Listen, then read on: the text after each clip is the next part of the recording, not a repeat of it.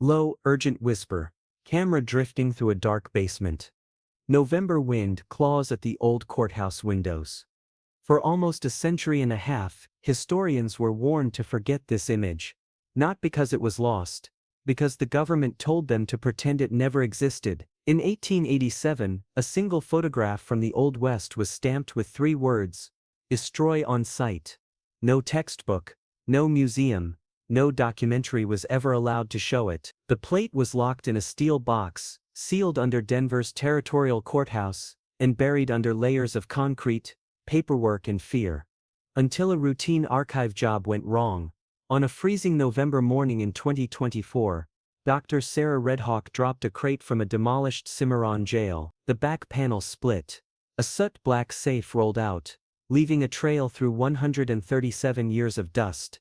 No serial number, no entry in any ledger, only a peeling label in blood-red ink: do not open, violation treason. Sarah stared at it, heart pounding. She knew every rule: document, report, step away. Instead she bent a paperclip with numb fingers and picked the lock.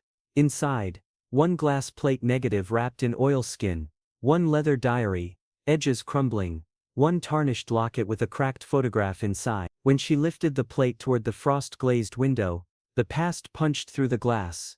A Cimarron saloon, gaslight haze, men in black frock coats, a sheriff's star like a small sun, and almost hidden near the bar, a young Navajo woman being dragged by her hair, blood slicking the floor, her silent scream frozen in silver.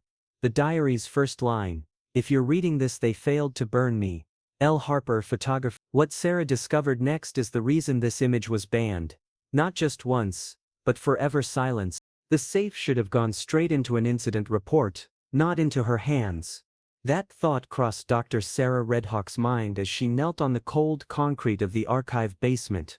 November wind leaking through a cracked window and turning her breath into small ghosts in the air. The iron box sat between her boots, blackened and heavy, its hinges rusted and its corners dented by a long journey no one had documented. A strip of red paper still clung to the lid, brittle but legible enough to repeat its warning: do not open. Violation treason. Treason. The word did not appear in any Denver Historical Society training video she had watched. It belonged to courtrooms and secret hearings, not to crates from a demolished jail in Cimarron, New Mexico. Every policy she had ever signed told her exactly what to do: step back, call security, let someone else make the decisions.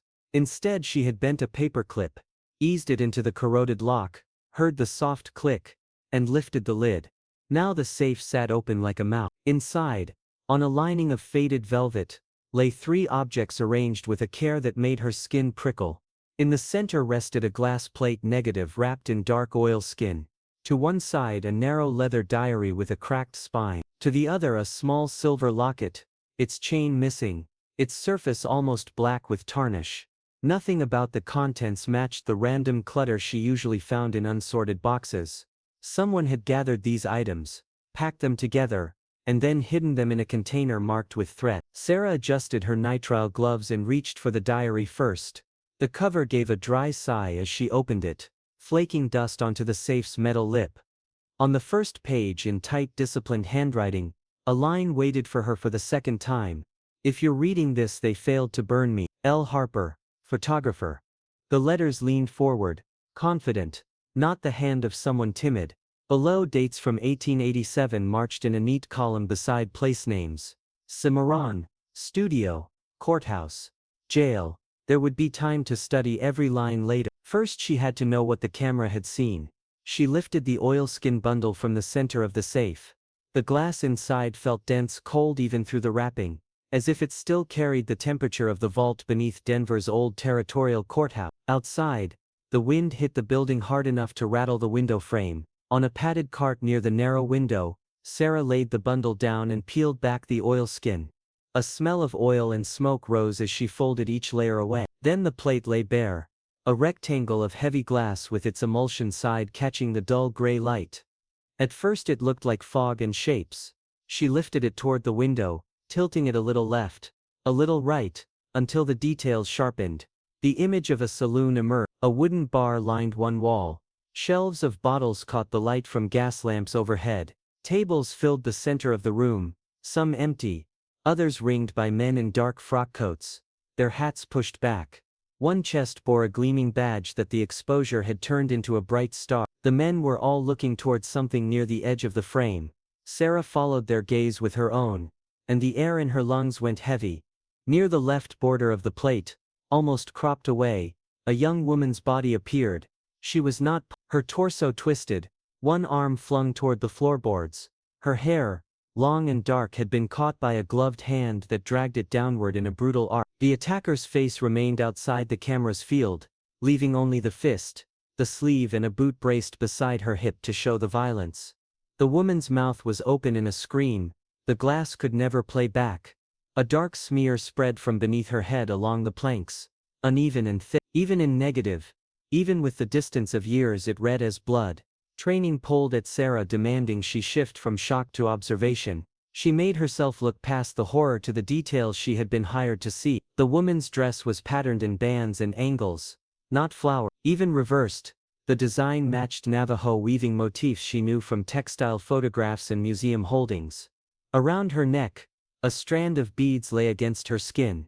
In studio portraits taken by territorial photographers, similar belts and necklaces were labeled as DNA craftsmanship. Combined with the woman's features and hair, they left little doubt. This was a Navajo woman being dragged across a saloon floor while white men sat and watched. None of the men in the photograph moved toward her. Several chairs were shifted, bodies angled, as if some had half risen before deciding to stay seated. Their faces ranged from alarm to blank refusal, but in every case their hands stayed on table edges, cards, glasses and cigars. No one reached for her. No one stepped into the space between her and the unseen attacker. The fluorescent lights overhead flickered again, and for a heartbeat the basement darkened around the glowing rectangle of glass in Sarah's hand. Her reflection in the window merged with the outline of the woman on the plate, present and past layered in the same pane. She swallowed, forced her grip to steady, and carried the plate to the scanner station along the far wall. The flatbed scanner waited with its lid open, foam cradle exposed. On the adjacent monitor, the Denver Historical Society logo drifted lazily across a black background. Sarah fitted the plate into the cradle, emulsion side down, aligning it with the guides engraved along the edges. When she lowered the lid, the foam pressed gently against the glass. Her finger hovered over the start button. Scanning this meant creating a digital record, assigning a file number, and anchoring the image in a system that could be queried, subpoenaed, copied or leaked. The thread on the lid of the safe echoed in her head. So did the diary's first line. "They failed to burn me." She pressed the button. A bar of light moved under the glass, humming softly as it passed. On the monitor, a progress bar inched from left to right. When the scan was completed, the screen blinked once, then filled with the positive version of the photograph. The saloon sprang into sepia clarity. The woman's face, still blurred by motion, carried enough detail now to be impossible to dismiss as anonymous. The pattern of her dress, the curve of her necklace, the gleam of the belt, and the shape of her features all confirmed what her instincts had already told her. This girl had a nation, a culture, a family, and a name someone had decided did not matter. Sarah leaned closer, the buzz of the lights fading to the edge of her awareness. The basement felt narrower, the air denser. It did not show a mythic west. It showed a and now for the first time since 1887, someone trained to keep records instead of bury them was looking the victim in the eye. In 1887, the idea of a woman making her living with a camera felt like a joke to men in Cimarron, Mexico. To Laura Harper, it felt like survival. She walked the main street with a tripod over one shoulder and a wooden camera case in her gloved hand while dust climbed the hem of her dark skirt. The leather strap across her chest dug into her collarbone under the weight of lenses and notebooks. She kept her chin up and her pace steady. Chicago studios had taught her framing and chemistry. The frontier had taught her that staring back was sometimes safer than looking away. At the far end of town, a new building flashed glass and fresh paint. Donovan House, 2 stories of lumber, gold leaf and gaslight. Everyone called it a saloon, though the sign over the doors said fine establishment. 2 weeks earlier, a boy had pounded on her studio door with a folded note and half the fee in advance. Mr. Donovan, in a wide confident hand, requested her presence to photograph the saloon's first anniversary. He wanted crowded tables, a blazing chandelier, investors, and the sheriff at his side. He had heard she could fire flash powder indoors without burning the place down. The line made her mouth twitch. Once she had almost done exactly that in a boarding house parlor, misjudging the charge and sending white fire licking the wallpaper. She had the faintly singed eyebrows and the paid damages to remind her why every grain now mattered. On the appointed night she pushed through the batwing doors with her gear balanced in aching arm. Heat and sound slammed into her at once. Piano notes tumbling over laughter, glass clinking, chairs scraping. Garlands hung along the balcony rail, wilting already in the smoky air. Donovan strode toward her, waistcoat tight. Smile polished like one of his brass fixtures. "Miss Harper," he announced, loud enough for nearby patrons to hear, "this evening we become history. You'll see that we look like it."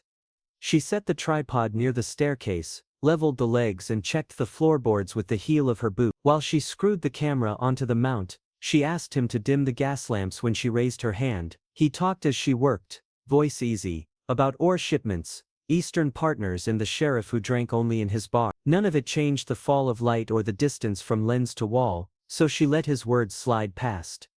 As dusk outside slipped into full night, the room filled.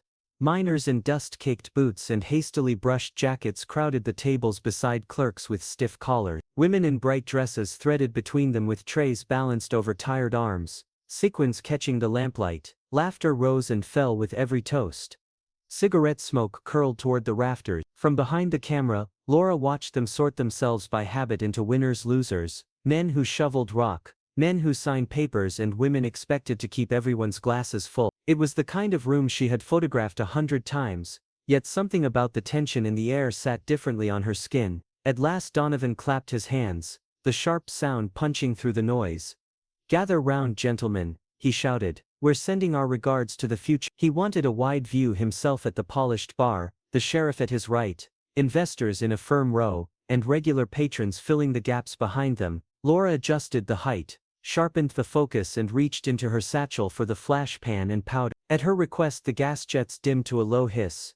Shadows deepened along the ceiling. "When I count," she called, "hold still, the light will be brief and bright." Nervous laughter rippled through the crowd, then faded. Donovan straightened his shoulders and turned his head slightly, aiming for a heroic profile. The sheriff rested one elbow on the counter, thumb hooked near the glinting star on his chest. Men leaned in, eager to prove they belonged in the frame. Near the far left edge of her planned composition, a young woman stood almost behind the others. Her dress carried sharp geometric patterns instead of flowers. Heavy beads circled her throat. In a quick glance Laura recognized the style from trading posts and portraits of DNA families. It spoke of Navajo land, not of this smoke-choked room. Her hands did not pause. She poured the measured powder into the pan and lifted a match. "3," she said. The last number never left her tongue. A gloved fist shot out from the cluster of coats and closed brutally around the young woman's hair. The yank snapped her backwards. One foot slid, then both, and her palms slammed against the floorboards as her body twisted. A chair tipped. Someone cursed. For a heartbeat the noise turned ragged, uncertain. Reflex tugged at Laura's arm, urging her to drop the match, shout and run to the girl. Another instinct, colder and older than any rulebook, made a different calculation. Bruises faded, stories could be denied. A plate of glass, if she did her part, could argue when every living witness had been silenced or ignored. Her fingers chose. The match touched the powder, white fire erupted. For a fraction of a breath the entire saloon hung in one blinding instant. Donovan's smile fractured into anger as he turned toward the disturbance. The sheriff's jaw clenched. Some patrons' eyes widened with alarm, others narrowed with cruel satisfaction. The young Navajo woman's mouth stretched in a silent scream, hair arcing in a dark line, skirt twisting as blood smeared the planks beneath her, all of it burnt onto the waiting emulsion. Darkness crashed back. Smoke clawed at throats. Men shouted that they could not see. Someone laughed too loudly, insisting it had just been a prank. Donovan grabbed Laura's forearm, fingers biting through fabric. "What did you just take?" he hissed, voice low, smile gone. Her pulse hammered, yet her reply came out even. "Exactly what you asked for," she said. Your people, your celebration." His gaze flicked to the plate holder locked against the camera's back, then returned to her face. For a moment she thought he might rip the instrument apart. Instead, he released her arm and turned back to the crowd. "Our artist needs another try. he called loud and light. "We'll give her one more shot." The relief in the room felt almost physical as men laughed and shook off whatever they thought they had seen. While eyes and attention shifted away, Laura stepped to the side, body angled to shield the camera. With practiced economy she slid the exposed plate holder free, slipped it into her bag, and replaced it with an empty one. The motion was small but it changed the rest of her life. She spent the remaining hours taking safer scenes. Men raising glasses, the piano player's hands, and Donovan posing with investors nowhere near any struggling figures. The sheriff joked about hanging a print behind his desk. Staff smiled on command. She answered when spoken to, but part of her mind had already stepped into the darkness of her studio, watching the first exposure bloom in a tray under red light. When the saloon finally emptied and the last chairs were flipped onto tables, she collected her payment, gave Donovan a neutral nod, and stepped out into the freezing street. Wind scraped grit along the road. The town felt suddenly hollow, as if the buildings themselves were holding their breath. She walked in the center of the street instead of under the eaves, heart ticking time with her boots. At her studio door she unlocked the lock with numb fingers, slipped inside and slid the bolt home. The familiar smells of developer and fixative met. In the dim she lit a shielded lamp and set out a tray. The exposed plate went into the chemicals with a faint clink. Slowly the image appeared, a bar, tables, lamps, faces. The left edge surfaced loud. The young woman rose from the murk of silver, features blurred slightly by motion, yet still unmistakable. Her patterned dress and heavy beads marked her as Navajo. The men around her formed a ring of inaction and complicity. Laura stared at the frozen scene, knowing that keeping it would be dangerous and destroying it would be worse. Somewhere far in the future, in a humming archive lit by fluorescent tubes, another woman would stare at the same image as it appeared on a screen. Sarah Redhawk's throat would tighten, and her voice would crack as she whispered to viewers who had never heard Laura's name. Laura risked everything for 1 second of light. If this moves you, hit like. So her name is never forgotten again. Laura Harper spent the morning after the saloon celebration pretending nothing had changed. She swept the studio floor, rinsed beakers, checked shutters, moved light stands, and told herself the plate resting in the drying rack was simply another commission. Yet every time she turned, her eyes found it again, leaning against the wall like a silent witness. When she finally lifted the glass, the chill in its surface went straight into her bones. The image had set cleanly. The bar, the tables, the chandelier, Donovan's polished smile, and the sheriff's badge, all sat in sharp detail. Near the edge, the real center of the scene sprawled on the floor, a young Navajo woman dragged backward by her hair, beads at her throat catching the lamplight, a dark smear spreading under her head. No painter could have invented that twisting line of muscle in her neck, that wild angle of her arm, that half-seen boot braced beside her hip. The camera had given her more than a client's display, it had given her proof. Proof is needed somewhere willing to see it. Cimarron did not qualify. Men who played cards with the sheriff inside Donovan House would not suddenly discover outrage over violence against a Diné woman. The local magistrate owed his position to mind money. Laura had watched that pattern long enough to stop expecting surprises. If she kept the evidence only in town, it would die as quietly as the girl had almost died in front of her lens, so she decided to leap over Cimarron entirely. Santa Fe sat days away by coach, but held territorial offices, newspapers and lawyers who did not drink at Donovan's bar. She printed a small contact image from the plate, no larger than her palm yet clear enough to show every important detail. The sheriff looking on, Donovan close by, and men at tables turned toward the woman, not away. Then she wrote a formal letter to the territorial attorney's office, setting aside any attempt at polite phrasing. She named the saloon, described the event, and stated plainly that a Navajo woman had been assaulted inside by a man associated with the establishment while sworn officers and business leaders watched. She signed with her full name, studio address, and the promise that the original plate would be produced if summoned. At the post office, the clerk whistled when he saw the seal she had drawn on the envelope. "Going high, Miss Harper," he said. "Careful there." She met his gaze. "Careful is why I am sending it," she replied. He shrugged, stamped the packet, and dropped it into a canvas sack bound for the coach. Watching it disappear, she felt a thread of tension ease. Whatever Cimarron decided to do, words and images were now pointed toward someone with the power to ask questions. Donovan could not simply ignore. That small comfort lasted until evening. When she came downstairs after supper, a new envelope lay on the studio floor, resting in a draft from the door. No stamp, no address, just her name written in a tight practiced hand, every hair on her arms lifted. She locked the door before picking it up. Inside lay her own letter and the tiny print. Both had been unfolded, smoothed, and read. The photograph carried a fresh crease down its center, as though someone had snapped it in a fit of temper and then tried to hide the damage. Behind them lay a single sheet of thick paper bearing a short note. Miss Harper, it read, enthusiasm can be dangerous when it outruns understanding. The scene you photographed misrepresents a private matter. It would be unfortunate if distant officials, ignorant of local arrangements, tried to meddle in affairs they cannot manage. Destroy the negative and all copies. No further impressions of this moment will travel beyond Cimarron. In return, your business, safety and supplies will remain secure. Persist, and you will learn how quickly credit, protection, and friendly company vanish in this territory. Consider the many families who depend on our mines before endangering them for one disorderly girl, who is no longer in town, a friend of order.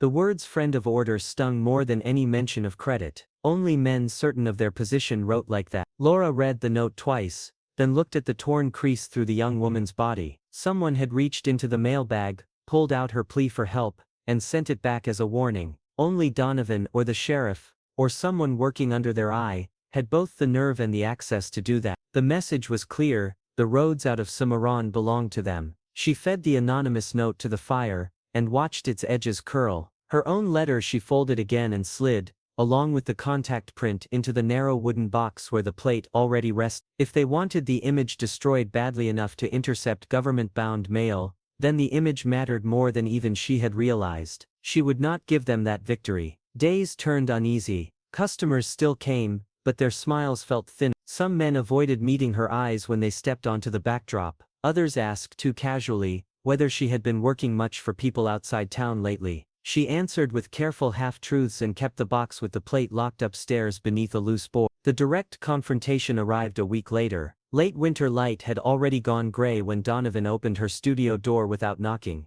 He brought coal smoke and expensive tobacco with him. The sheriff followed, closing the door gently, almost politely, and resting one hand near the butt of his revolver as if from habit, not intention. Miss Harper, Donovan began, his tone smooth enough to oil wagon wheels, we were just discussing what fine work you did at our anniversary. He strolled between her props as though inspecting merchandise he already owned. We'd like to purchase a set of plates for investors. Offices love to hang proof of prosperity. Laura set down the focusing cloth and made herself breathe evenly. Several exposures turned out well, she said. You are welcome to choose suitable ones. The sheriff's gaze never left her face. All of them are suitable, I hope, he said. Santa Fe is cluttered enough without misleading impressions. Donovan smiled wide. Word travels strangely when it rides on paper. Someone might see the wrong slice of a lively evening and imagine calamity where there was only a spat. He picked up a landscape print, studied it, and set it down. We heard you paid our postmaster a visit, he added lightly. Ambition. Next time speak with us first.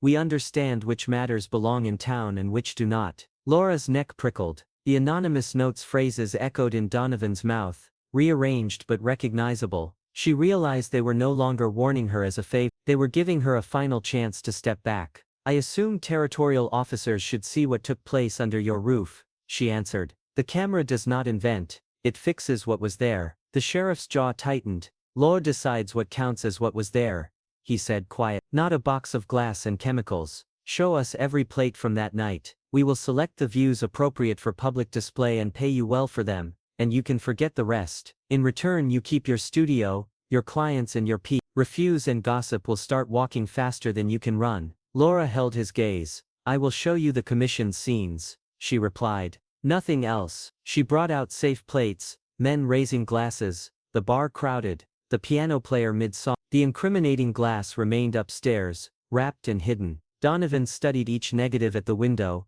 pleased by his own profile. The sheriff barely glanced at them. His attention weighed her instead, measuring how far she might bend. When they left, Donovan let a small folded scrap fall from his gloved hand. After the door shut, Laura opened it. Inside, in the same neat script as the intercepted letter, someone had written 3 words. Walls listen, hills remember. That night, long after the last lamp in town went dark, another envelope slid under her door. This one carried no ink at all, only a single bullet that rolled across the floor until it tapped softly against her boot. The cartridge lay between her and the door like a punctuation mark no one in town would admit to writing. She crouched, picked it up between thumb and forefinger, and felt how clean the brass was, how recently polished. This was not something dropped by accident from a passing bell. Out on the street, hoofbeats passed, then faded. Laughter drifted faintly from Donovan House, thin through the night air, as if the building itself were pleased with the joke. Inside, the studio walls that had once felt like protection now seemed like thin planks between her and a very patient hunger. She turned the bullet over in her palm. It was small compared to the heavy glass plate upstairs,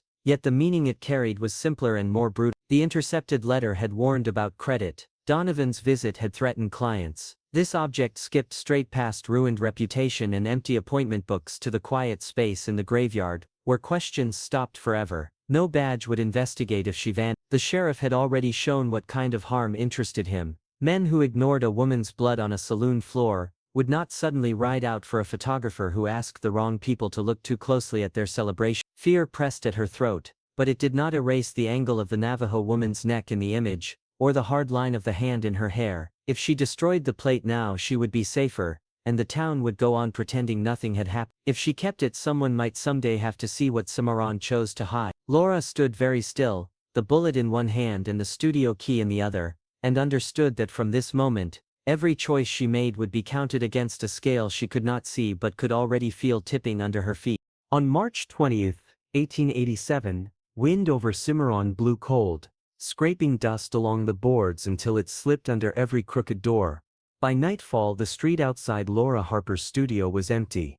The plate that mattered most was not on the wall, it lay upstairs beneath a loose board, wrapped in cloth with a leather diary and a silver locket holding Clara's earlier portrait.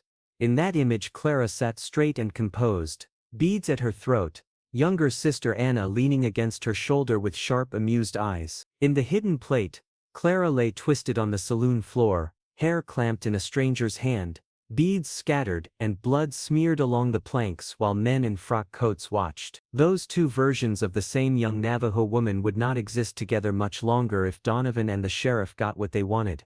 Laura had tried to send the worst of it past them. Her letter to Santa Fe, with a small print enclosed, never reached any official desk. It came back folded, creased, and accompanied by a warning that called Clara a disorderly girl and ordered the negative destroyed.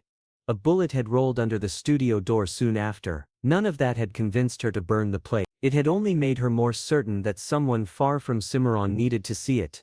The sound slowed near her window, then stopped. Men dismounted. Laura set down her pen and moved to the window, keeping herself to the side as she lifted the edge of the curtain. In the weak light leaking from her own lamp, she saw four shapes. The sheriff stood in front, shoulders squared, badge catching a dull flash. Donovan stood beside him, gloved hands folded easily, mouth in a line that was almost a smile. Two broad men waited behind them, hats low, stance loose in a way that spoke of violence practiced until it felt like habit. No one looked lost. No one looked like a customer. She let the curtain fall. They would knock and call her by name. If she opened, they would talk about misunderstandings, about dangerous rumors, about how quickly a woman's business could fail in a small town. If she refused, they would claim duty and force the door. Either way, once they crossed her threshold, every drawer and box in the studio would become theirs to search. She still had a few breaths in which they did not. Anna's face rose in her mind. Younger than Clara, all wary intelligence and refusal to be charmed. Months earlier, after the family portrait, Anna had pulled her aside and said that men who owned places like Donovan House carried hunger behind their generous offers. If Clara went there alone, trouble would come wearing a friendly expression. At the time that had sounded like hard-earned suspicion, tonight it felt like a judgment on Laura as well.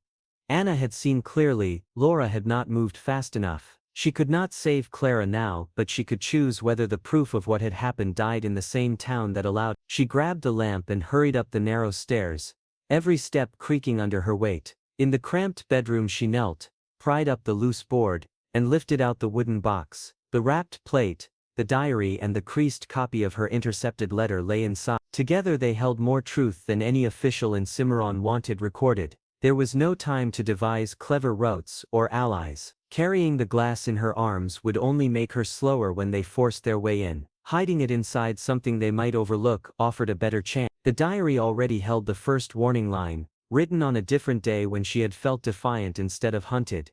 If you're reading this, they failed to burn me.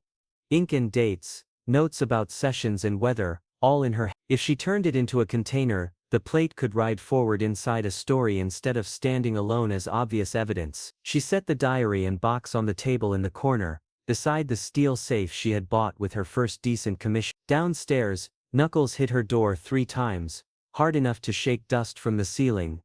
Donovan's voice followed, smooth but edged now. "Miss Harper, open up. We only want to settle this before it harms folks who had nothing to do with your enthusiasm." A slower, heavier knock landed after his words, and the sheriff called out that the law would rather knock than break, but that it did not lack the means to do either. Laura opened the diary near the back, found a blank page and took up the knife she used to trim mouth. She slipped the blade into the inner margin, and cut a neat rectangle through several layers, careful to leave the outer frame of paper intact. Thin curls fell onto the table. The hollow she carved was just wide enough for the glass. Below, wood groaned as someone put a shoulder into the door. She slid the plate from its wrapping, felt its familiar chill, and laid it gently into the cavity, emulsion side down, the folded letter she placed on top like a label. When she closed the diary, it looked ordinary, only a little heavier, as if the weight of the night had settled inside it. That was not enough. Someone in another time might open it and see only cramped handwriting. Laura dipped her pen and wrote at the top of the page, now hiding the plate, "For Anna, who refused to be fooled." Beneath it she quickly recorded the bare facts. Clara's name, Donovan's saloon, the sheriff's presence, the attack, the intercepted mail, and the threats under her door. Halfway through a line, the nib snagged a fibre. When she pressed down to force it through, the tip snapped and cut her fingertip. Blood welled bright and fast. She watched it for a moment, then let one drop fall directly onto the name Anna. The red spread along the letters until they looked underlined in a darker ink than any bottle on her shelf. A final crash from below told her the front door had given way. Voices and footsteps flooded the studio, men cursing as they knocked into stands and scattered print. The building that had once felt like protection now rang like a drum. Laura wrapped the diary and Clara's locket together, tucking the portrait against the leather, and put the bundle into the safe. She added a scrap of paper on top with 3 plain words, "Do not look away." Then she swung the heavy door shut, and turned the key until the lock clicked. The sound was small but final, like a shutter closing on the last frame of a roll. Footsteps pounded up the stair. She blew out the lamp, set the key where no obvious search would find it quickly, and rested her palm against the cold metal one last time. In the dark she whispered toward the sealed book and the girl she hoped might somehow hear the truth it carried. "Tell Anna she was right." The sentence left her mouth like a promise, and a confession. She did not know whether the younger sister would live long enough for anyone to read it to her, only that the promise needed to outlive this night. Many years later, viewers see that diary lying open under modern lights, the camera lens moving in until Anna's name fills the screen, the dried blood beneath it gone almost black. Soft music swells, and Sarah Redhawk's voice truly cracks, as she speaks past the decades to the girl who warned everyone and was ignored. Anna was 15 when her sister vanished. She's 92 now. Comment, "For Anna if you want her to know the truth before it's too late." Sarah had cataloged thousands of artifacts that never followed her home. Yet this plate refused to leave her mind. On the light rail ride back, every window reflection turned into that saloon. Men in black coats, a sheriff's badge, and a Navajo woman pinned to dirty floorboards by an unseen hand. By the time she reached her apartment, her pulse still matched the camera's imagined shutter click. She tossed her keys onto the counter, opened her laptop on the kitchen table, and pulled up the high-resolution scan she had quietly copied. According to every policy she had signed, the image belonged in the shared institutional database, tagged, numbered, and discoverable. Instead, she had duplicated it, renamed it CN Jail MISC 37, and buried it in a private folder that sounded too dull for anyone to open by accident. Officially, the plate was awaiting catalog review. Unofficially, it sat on her screen like a piece of unreported evidence. She zoomed in on the young woman's throat until the rest of the room fell away. The necklace refused to blur into generic beads. Even in monochrome, the rhythm of its shapes felt deliberate. Oval elements separated by slightly larger discs, and a central crescent with a shallow notch. Sarah remembered walking through a traveling exhibit on 19th-century Navajo jewelry, Glass cases filled with silver shapes that repeated like a language. Captions had floated carefully between confidence and doubt, possibly ceremonial, maybe bridal, maker unknown. That last phrase gnawed at her. Someone had known. Someone had given this necklace to Clara. Someone had hammered each curve in a workshop that smelt of coal and hot metal, then fastened it around the neck of a woman who would later be dragged through a saloon while officers watched. The diary that had rested beside the plate offered more than any museum caption. Earlier in the day, before anyone else reached the basement, Sarah had slipped each brittle page under the scanner and built a private searchable copy. Now, in the quiet of her apartment, she opened the file and typed a single name, Clara. Several entries flickered into view. March 3, 1887.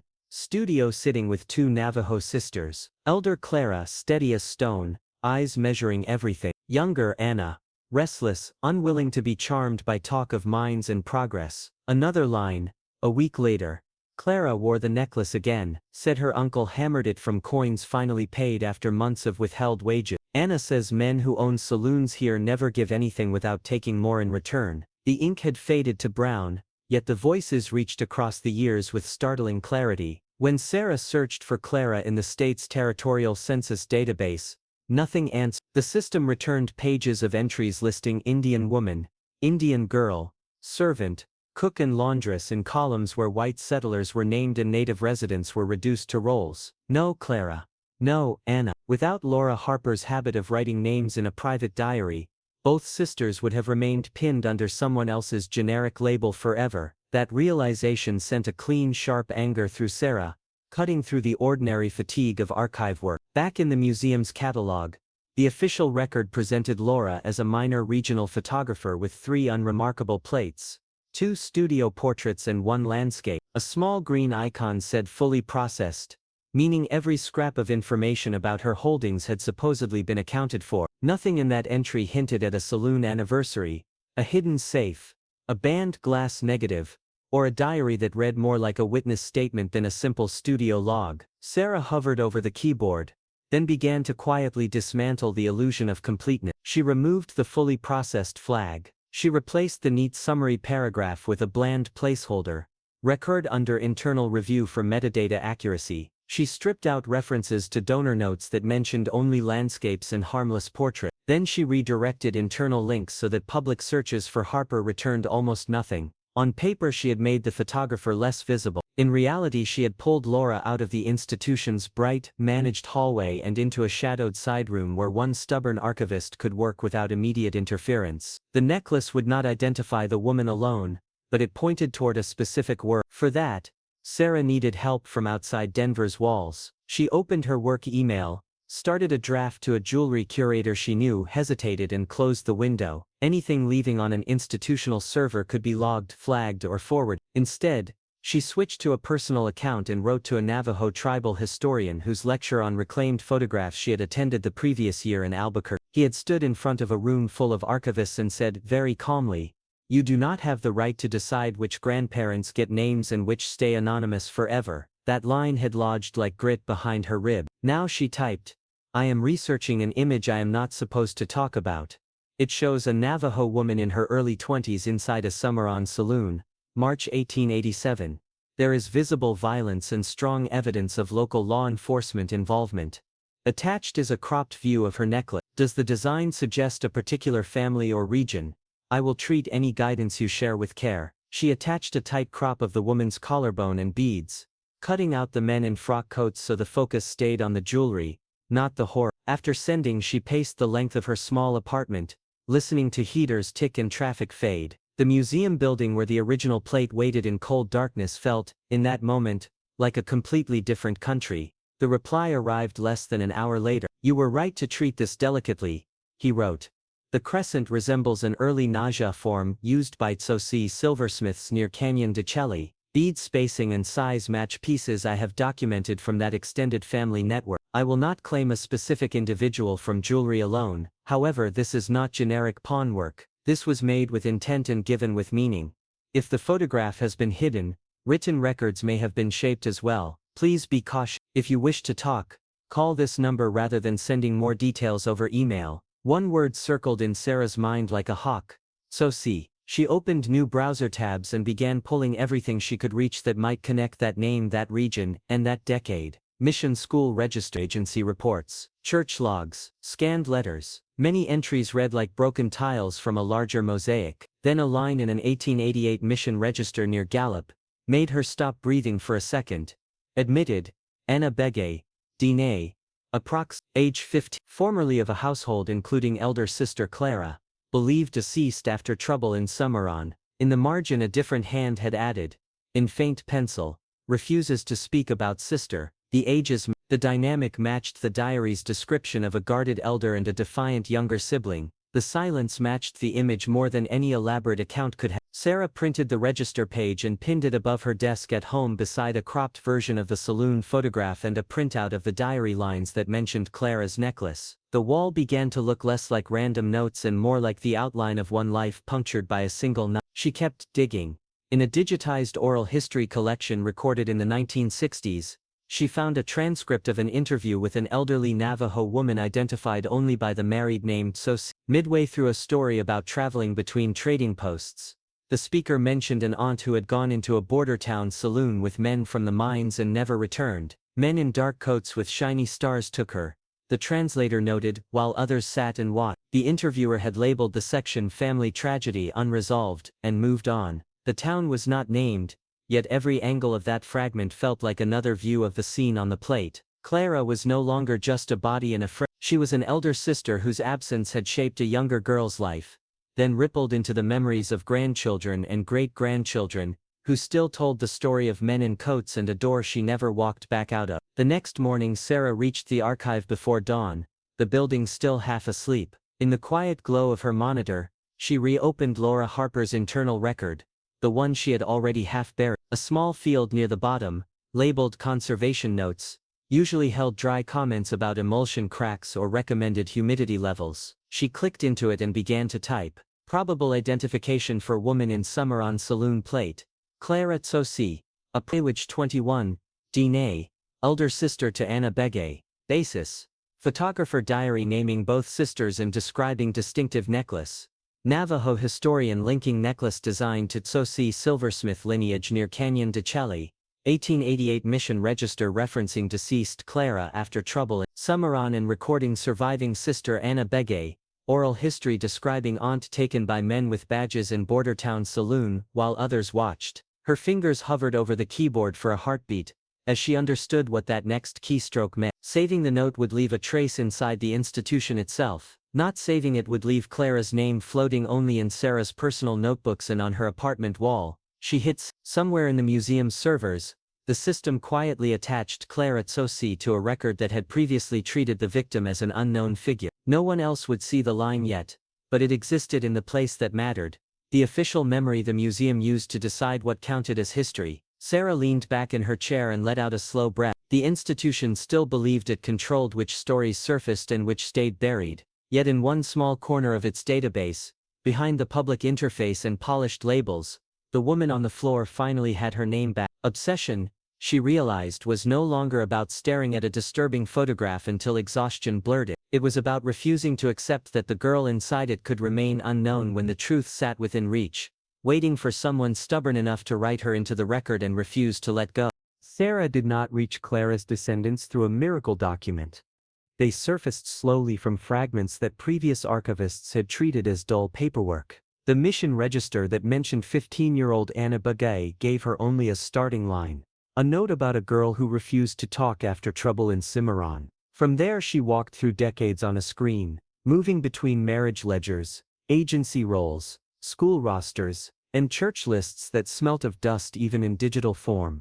One entry recorded an Anna marrying a man called Matthew, the clerk adding Tsosie beside his shaky mark. Another placed the young couple near Canyon de Chelly with a daughter named Elena.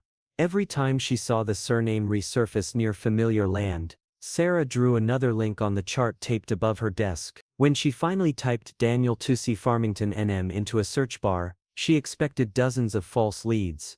Instead, a school district directory returned one man, 48, with a modest biography and a single public photograph. In it he sat on a porch beside an elderly woman, their fingers laced across the space between their chairs. The caption under the image read, Grandma Anna, 91, still telling us we never listen. The name struck like a bell. Anna was no longer just ink in a missionary's report or a sharp line in Laura's diary. She was a living presence whose stories had reached the same century that now held Clara's photograph in a basement drawer. The subject she wrote felt almost brutally plain. Historic photograph linked to your grandmother's story. In the body she introduced herself, gave her title and explained that she worked with late 19th century material for the Denver Historical Society. Then she described the plate in careful direct language. A glass negative from a Cimarron saloon, dated March 1887.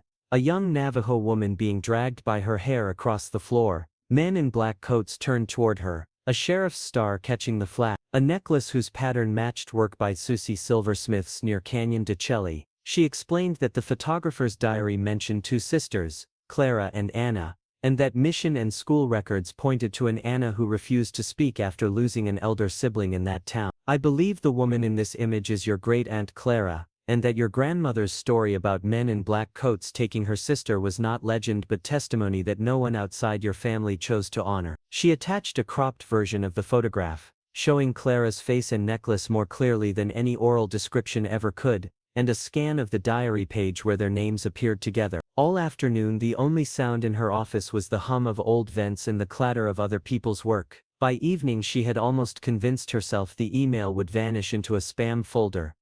Just after midnight her phone buzzed beside the bed. A new message flashed from Daniel. His first line made her sit up. "My grandmother has warned us about the men in black coats my entire life," he wrote. "She says they took her sister from a town she will not name because it still makes her shake, and that one of them wore a silver star. Everyone outside this house has treated that as something between a nightmare and a folk tale. Then I opened your file and saw a room that looks like the one in my head and a woman whose necklace I could draw with my eyes closed." He admitted that he had closed the image twice before he could bear to look at it fully, that the sight of Clara's twisted body and the men surrounding her made him want to throw his laptop across the room, and that he did not know whether to be grateful or furious that this proof existed. She answered before doubt could stop her finger. She told him about the iron safe, the federal stamp ordering destruction on sight, Laura Harper's attempts to send a print to Santa Fe, the threats that had followed, and the quiet bureaucratic choices that had turned a witness into an item nobody requested. She said she could not ask him or his grandmother to forgive any of it, but she could offer them the chance to decide what happened next. The reply came quickly. Daniel wrote that he needed to hear her voice and see her face, because typed words alone made this feel unreal. The next evening they met on a video call. His image appeared, lit by a lamp in a crowded living room. Behind him shelves of mismatched frames held graduations, weddings and desert landscape. One frame he lifted with both hands contained a much younger Anna sitting beside an older girl with the same straight gaze and a familiar curve of metal at her throat. "This is the only picture we thought we had of them together," he said, voice rough. "Grandma always insisted there was another one, taken later, that burnt. She would say, they tried to let fire eat her twice. I used to think she meant grief. You're telling me somebody else refused to let the evidence burn. My grandmother is 90. Some days she is clear, some days she drifts. On the clear ones she still gets angry when people call what happened to Clara a story. If I show her this I don't know what it will do to her. If I don't I will be the one helping keep the lie alive." Sarah promised that the family would receive copies of everything before any public release, that the museum would recognize Clara and Anna by name, and that Daniel could withdraw his participation if at any point it felt like the video was turning their grief into a spectacle. Then she asked something that felt almost unbearably heavy for a stranger to request, whether he might be willing at the right moment to stand in front of a camera holding his family's surviving photographs so that viewers could see the sisters as loved women instead of symbols. The silence that followed stretched long enough for her to hear the tick of a wall clock and the muffled sound of a television in another room. Finally Daniel drew in a slow breath and nodded. "If we stay quiet now," he said, "then the men in black coats still win." In the finished video this is the moment that carries the story out of the basement and into thousands of homes. Daniel sits facing the lens, that old portrait of Anna and Clara resting carefully between his hands, the paper edges worn soft by decades of careful touch. His eyes do not drop. When he speaks his voice is steadier than Sarah's ever was while she worked alone with the plate. He says, "My grandma said Clara was taken by the men in black coats. No one believed her. Subscribe, we're telling her story so no family is silenced again." On March 15, 2025, Lights in the Denver Historical Society auditorium dimmed until only the stage glowed above rows of reporters, tribal leaders and federal lawyers. On the screen behind the podium nothing showed. The past waited in darkness for someone to invite it forward. Backstage, Sarah Redhawk stood beside the open iron safe that had once held the glass plate, her palms damp around a stack of notes she no longer needed.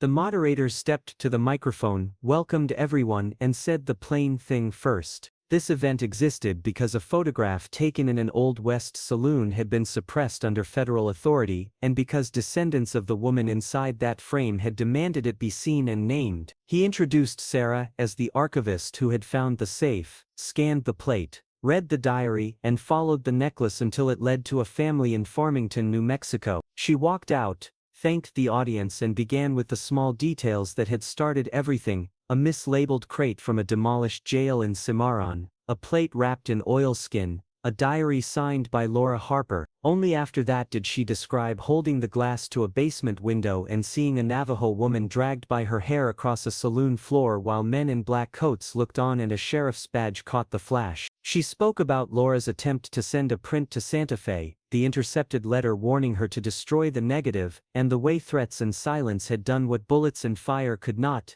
They had almost erased Clara Tsosie without leaving a grave. Then she stepped aside and nodded to the projectionist. The hall darkened. The saloon appeared on the screen, no longer palm-sized oilskin, but huge, every gesture enlarged until no one could look away. Gaslight glare turned to white rectangles, faces froze and cards hung in mid-game. Near the left edge, Clara's body arched under the pull on her hair, beads scattered, skirt twisted and blood smeared on the boards. A murmur moved through the crowd and died. Some people raised phones, then lowered them, as if instinct collided with respect. Sarah's voice returned over the speakers, guiding them through the supporting evidence: the diary entry naming Clara and Anna, the mission register listing a girl admitted after trouble in Cimarron, and the oral history where an elder spoke of men in black coats taking her aunt while others watched. She made it clear that this was not a rumor but a chain of records that had finally been linked. When she finished, she invited Daniel Tsosie to come forward. He carried a framed photograph of his grandmother Anna and great-aunt Clara taken before the killing. Standing where everyone could see, he set it beside the microphones, so the sisters' younger faces looked back at the crowd. He said his grandmother had told this story his entire life, had described badges, black coats and a town she would not name, and that neighbors and officials had treated it as grief that hardened into legend. He told them what it felt like to open an email from a stranger and see the exact room his grandmother described, with his aunt's necklace flashing in the light. He looked up at the projected saloon and said that this day belonged first to Clara, then to Anna, then to the women who risked safety and careers to keep paper and glass from burning. When he stepped away, the Assistant Attorney General for Civil Rights took his place. She did not attempt to soften the language. She stated that lawmen in 1887 had watched a violent assault and failed to act, that federal officials decades later had signed off on a destruction order, and that archival staff had accepted a sealed safe without asking who had been protected and who had been erased. She said plainly, "We were wrong," and promised a review of other restricted holdings, consultation with Navajo authorities, and resources for families whose own unbelieved stories might be tied to records no one had bothered to surf. Through every answer the projected image remained, Clara's frozen scream refusing to let anyone drift into abstraction. Upstairs, a new gallery opened the same day. Visitors from the press conference filtered through its entrance, where a panel gave names, dates and context in clear language. The first case held the iron safe, its interior empty but its worn thread label facing outward. Beside it a screen looped a short video showing Sarah's gloved hands lifting the plate into the scanner. On the main wall, a large print of the saloon image hung with a caption that named Clara Tsosie, gave her years and explained that the photograph had been hidden under federal order for more than a century. Nearby, under controlled light, Laura Harper's diary lay open to the page addressed for Anna, who refused to be fooled, with a replica of the darkened underline beneath her name. Interactive displays let visitors scroll through the mission register and the oral history transcript, so the path from plate to present stayed visible. People moved slowly, some taking notes, some silent, some whispering the carved name under their breath. A few weeks later, cameras followed the Tsosie family and a group of supporters to the Cimarron cemetery. The video shifts from museum light to a bright New Mexico sky, wind tugging at jacket. The town has paved streets now and modern signs, yet the hillside overlooking the graves looks much as it did when Clara left it without a marker. Today, a new stone rises from the earth at the edge of the plot, clean and pale against the soil. On its face the carved letters read, Clara Tsosie, 1866, 1887. Her light was stolen, now it burns forever. Daniel stands beside it with his grandmother Anna in a wheelchair at his side. He takes her hand, guides it to the cool surface, and traces the letters with her. When her fingers reach the final sentence, she nods once, eyes glistening but steady. No one rushes to speak. The crew keeps a respectful distance, letting the sound of wind and distant traffic carry the moment. In the finished video, this image becomes the anchor for the last message. The camera lingers on the stone, on offerings at its base, flowers, turquoise pieces, printed stills from the newly released photograph. Over that, Sarah's narration explains that this memorial cost $8,000, raised not by a single grant but by thousands of small donations from people who watched, remembered their own family's silenced losses, and decided that this woman deserved more than an unmarked story. As music swells softly, the frame tightens so only the inscription fills the screen while the closing words appear. This stone cost $8,000, raised by viewers like you. Share this video, so every forgotten name gets a star. The documentary ends not with the saloon but with this granite marker, with a name that can no longer be pushed out of official memory, inviting everyone watching to decide whether they will let other truths remain buried or help pull them one by one into the open. Sarah stood alone beside Clara Tsosie's new headstone, while November wind clawed across the Cimarron cemetery, tugging at the microphone cable taped to her coat and turning every breath into mist. The crew had packed most of their gear already, leaving only one camera on a tripod facing her and the stone. Distant traffic hummed below the hill, but up here the sound felt like another century's horses passing out of sight, circling the town that once refused to give Clara even a name in the ground. Dry grass rasped against her boots. The granite marker in front of her caught the last gray light, the carved words darkened by shadow. Clara Tsosie, 1866, 1887. Her light was stolen, now it burns forever. Sarah traced the sentence with her eyes, then looked straight into the lens. This was the part she could not script just from archives.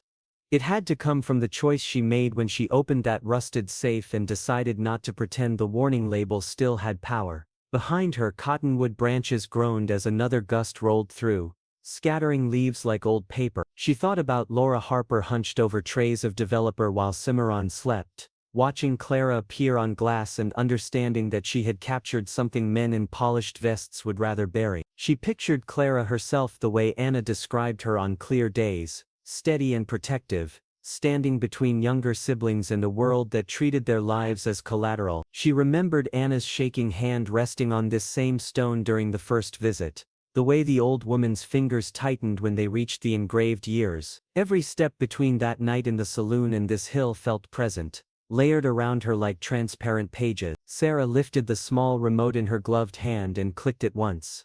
A red light blinked on the camera. Somewhere far away, servers waited to carry whatever she said now into millions of quiet rooms. Her voice when it came rode the wind but did not break. She began not with herself but with the woman who risked everything when she had almost nothing. She told viewers that Laura died years later with a camera still close by, her name nearly forgotten in a footnote until a misfiled box led another pair of hands back to her work. Then she named the two sentences that mattered most.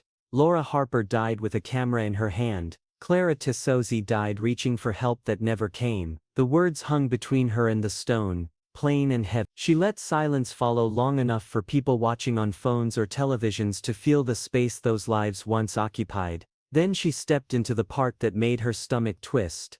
The part where she admitted that she had broken rules written by people who trusted documents more than family. She looked into the lens and said that she had chosen to scan first and report later, to copy restricted files and to contact descendants before clearances because the system built to protect institutions had already failed. She wanted that on tape, not as a confession, but as a record of how much work it can take to make truth move even 1 inch inside structures that prefer stillness. Sarah Redhawk broke the law to free their truth. She let that line stand without excuse. Behind the camera, the operator did not move. In living rooms and buses and dark bedrooms where the finished video would eventually play, people would decide whether that step felt reckless or necessary. She could not control that reaction. She could only tell them why she believed the risk belonged to her, not to Anna, not to Daniel, not to Clara's unknowable future grandchildren. Now it's your turn. The sentence carried no threat, only invitation. The story of one plate, one diary and one family could easily sink back under the algorithm's tide,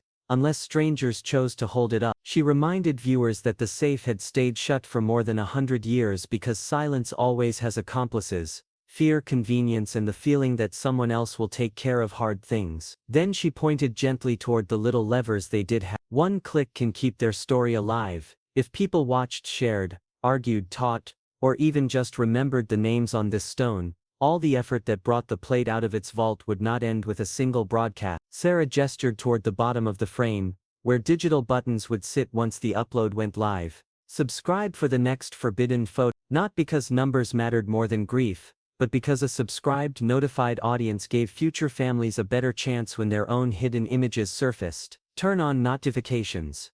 The next box is already found. She let that hint hang just long enough to spark curiosity without turning Clara's death into a mere teaser. Somewhere sealed cases in other basements waited for someone willing to crack them open. Those stories would need witnesses too. Finally she invited something small and specific, a way for viewers to anchor themselves inside this history instead of floating above it. Come in your hometown. Was this hidden where you live? Maybe their local courthouse held its own unexplained locked drawer. Maybe their grandparents carried stories nobody ever wrote down. Maybe they simply wanted to say, "I see Clara now," from a city she never knew existed. As the wind rose again and rattled dry stems along the fence, Sarah looked back at the carved dates and thought about how easily Clara could have remained unknown female Indian in some brittle ledger. Because some truths don't stay buried, they wait for you. She spoke those last words softly, almost as if addressing one person standing beside her instead of thousands behind screens. Then she clicked the remote,